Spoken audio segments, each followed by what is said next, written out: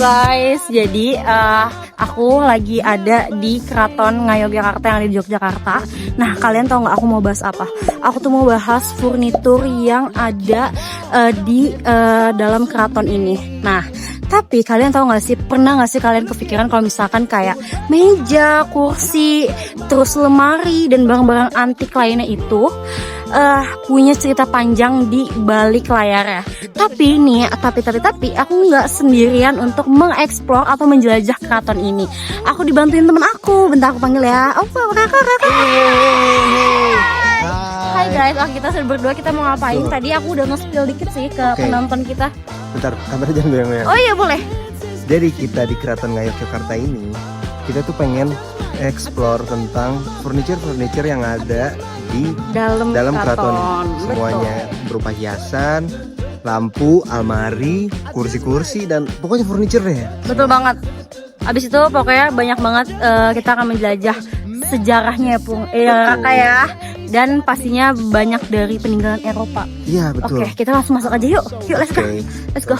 Raka, apa? Oke. Kita ada di depan gerbang. Kita sudah ada di depan. Oke, gini ya, gerbang keraton. Aduh, tinggi banget dan lumayan trik ya. Cukup luas banget. Ya, ternyata mewah banget ya, Raka ya.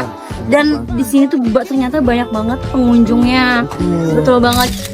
Nah, di sini kita bersama tour guide yang ada di Keraton Yogyakarta. Kita dapat melihat dan mendengarkan sejarah serta informasi yang ada di keraton ini. Kayak kursi-kursi di pendopo. Setahu aku, pendopo ini digunakan untuk pertemuan pangeran, regent, dan pejabat tinggi yang dimana dulu mereka duduk di kursi-kursi ini.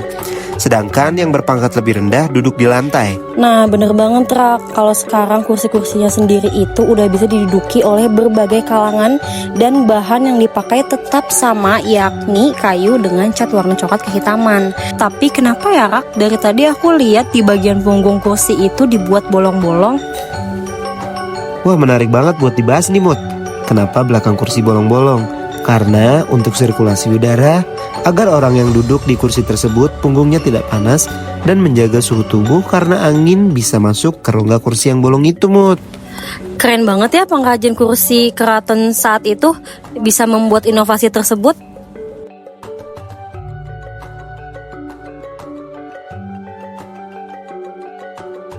Di pendopo sebelah kiri juga ada sofa-sofa yang diperlihatkan terbuat dari kayu beserta ukiran. Dilihat secara langsung ini sudah model kursi modern.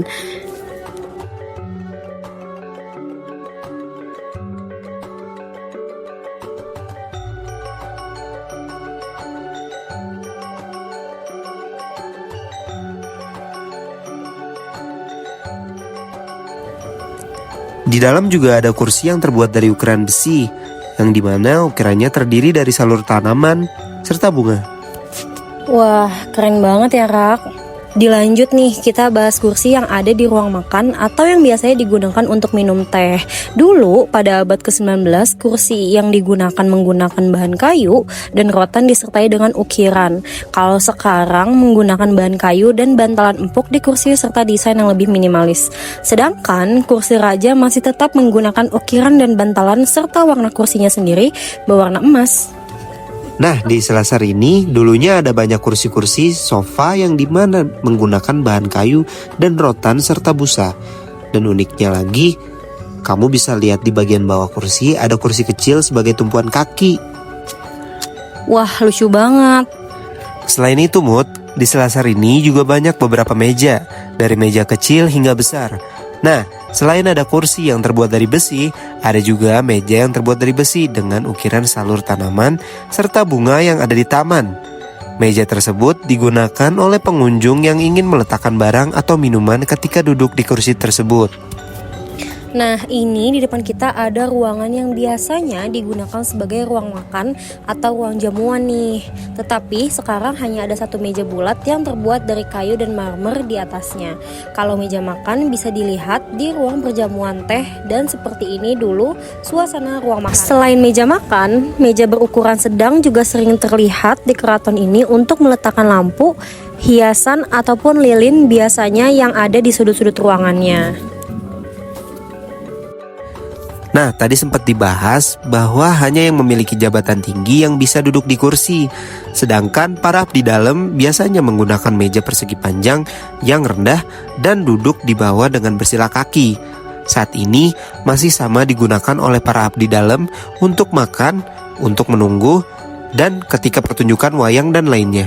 Wah, banyak banget ya perubahan maupun fungsi yang masih tetap sama dengan dulu, Rak.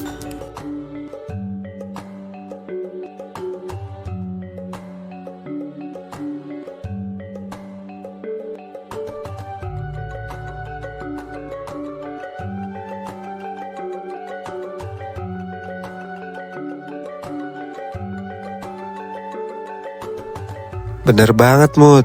Furniture selanjutnya adalah lemari. Benda ini sangat banyak diperlihatkan di Keraton Yogyakarta. Lemari-lemari ini terbuat dari bahan kayu dan kaca, dan juga terdapat ukiran di setiap sudutnya. Yang menarik adalah warna dari lemari ini bukan hanya warna coklat atau hitam, tetapi ada warna merah yang terlihat menarik dan menyala di siang hari ini. Selain fungsinya untuk menyimpan baju, lemari di sini juga untuk menyimpan berbagai teko dan cangkir milik keraton.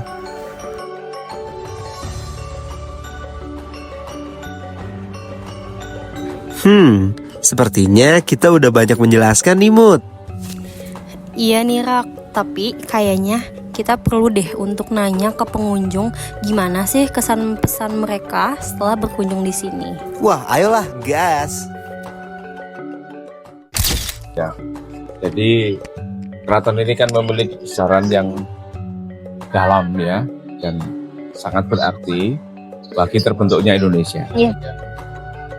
Rata-rata motivasi kami untuk kesini adalah satu, untuk memahami lebih jauh dan mengerti bagaimana kehidupan para raja dahulu membangun kultur dan kemasyarakatan dengan sekitar. Kami sebelumnya kan dari Taman Sari, keliling, kami memahami batas-batas wilayah. Terus akhirnya kami memahami apa arti abdi dalam yang sampai sekarang bertahan tidak digaji itu loh Mbak, melayani kerajaan. Nah itu membuat selain pengetahuan kita bertambah, kita akhirnya juga memiliki motivasi yang kuat bahwa negara kita ini berasal dari kultur dan kesejahteraan yang sangat kuat dan dalam. Betul. Ya. Baik, kalau untuk pertanyaan kedua, Bapak, selama Bapak berkeliling nih menjelajah keraton ini, apa aja sih mungkin barang atau bangunan yang Bapak dan keluarga lihat dan temui? Ada banyak situs ya, seperti Tandu, kemudian rumah-rumah ya, kemudian tempat-tempat pembagian ruang dalam keraton ini. Akhirnya kami bisa memahami karena banyak ditutup ya, sehingga kami hanya bisa menyaksikan itu aja. Hai guys. Jadi hari ini gimana Kakak? Jadi kita udah explore banyak di Keraton Yogyakarta. Betul banget. Jadi kita udah nge-explore gajah isi keraton, yakni furnitur ya, furnitur di mana banyak makna tersendiri. Betul, latar belakangnya banyak banget. Tapi kita nggak cuma di sini doang, nggak cuma di Keraton Yogyakarta doang. Berarti kita di mana lagi nih, Mut? Aduh, ada deh pokoknya di satu tempat. Mau ikut aku aja nggak? Coba ayo. Ya. Aduh, kita sekarang ada di mana nih? Sekarang Gak tahu ya, karena aku Kan kamu yang ngajak. kamu ya. iya, jelasin dong coba. Kita di mana?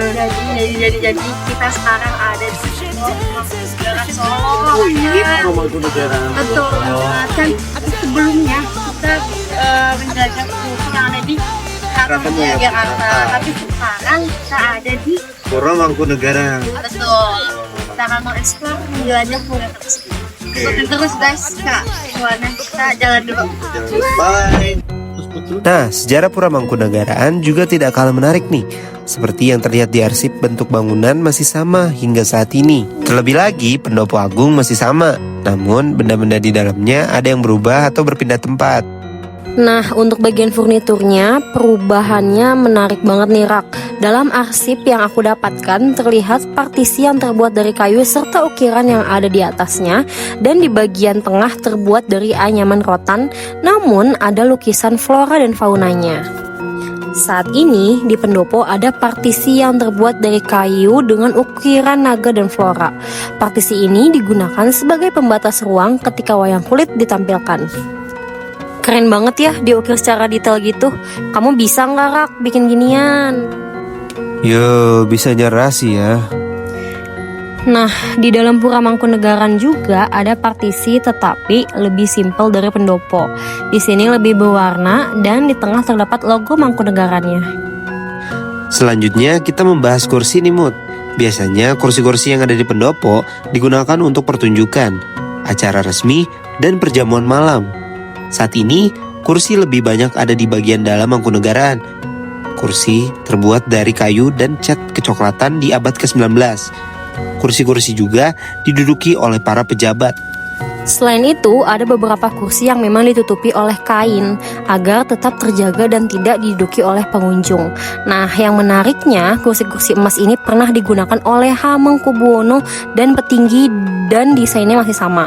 Tetapi lebih menariknya rongga-rongga yang ada di punggung kursinya masih sama dengan Keraton Yogyakarta. Kursi-kursi yang ada di Mangkunegara berbagai macam bahan, ada yang dari kayu, rotan, dan kombinasi keduanya.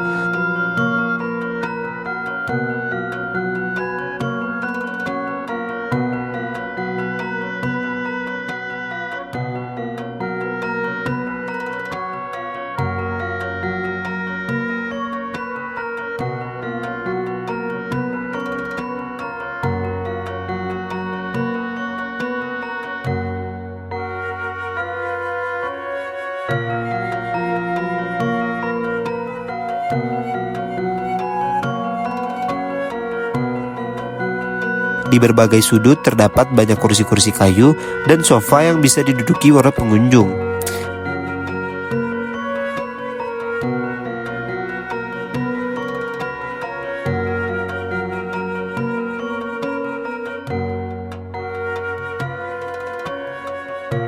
Nah, kalau ada kursi tidak mungkin tidak ada meja. Pada abad ke-18 sampai 19, meja dari berbagai bahan seperti kayu dan rotan. Meja-meja juga turut dihadirkan ke dalam foto yang menjadikan bukti bahwa Mangkunegara memiliki furnitur yang khas dan beragam. Saat itu juga meja makan digunakan untuk acara makan malam bersama. Saat ini, meja yang terlihat terbuat dari kayu dan marmer lebih rendah dibandingkan pada arsip abad ke-19. Meja-meja dari berbagai ukuran, dari yang tinggi, sedang hingga rendah. Ukirannya pun masih menggunakan ukiran salur flora khas Jawa Tengah.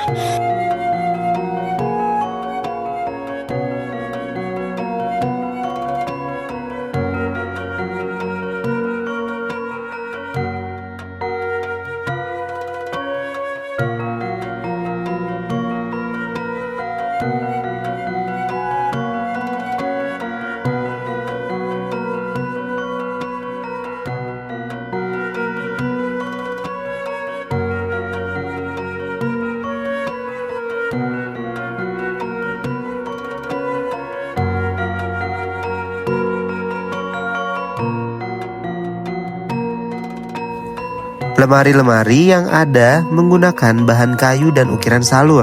Secara historis, furniture yang ada di Mangkunegaran dibuat langsung oleh pengrajin yang bekerja di Mangkunegara. Untuk kayunya, itu berasal dari hutan yang khusus sudah ditentukan.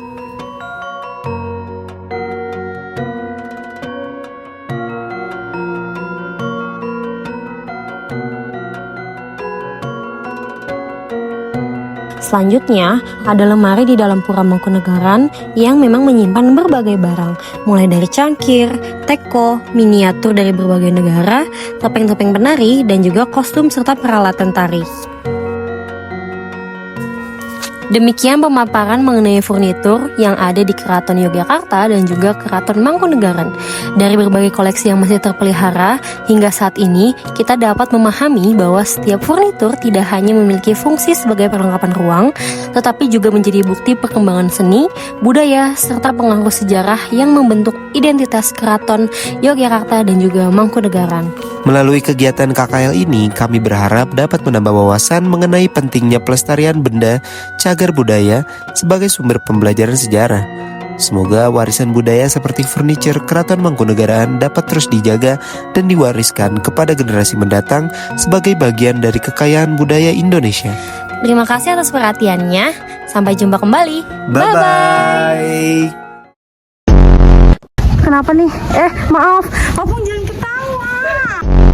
Dan itu pas digunakannya pas ke Mangkunegara ya. Kok Mangkunegara? Salah, itu jangan dimasukin. Jadi gimana Bung hari ini? Jadi hari ini Salah Opung lagi. Di mana nih Bung? Sorry banget Raka.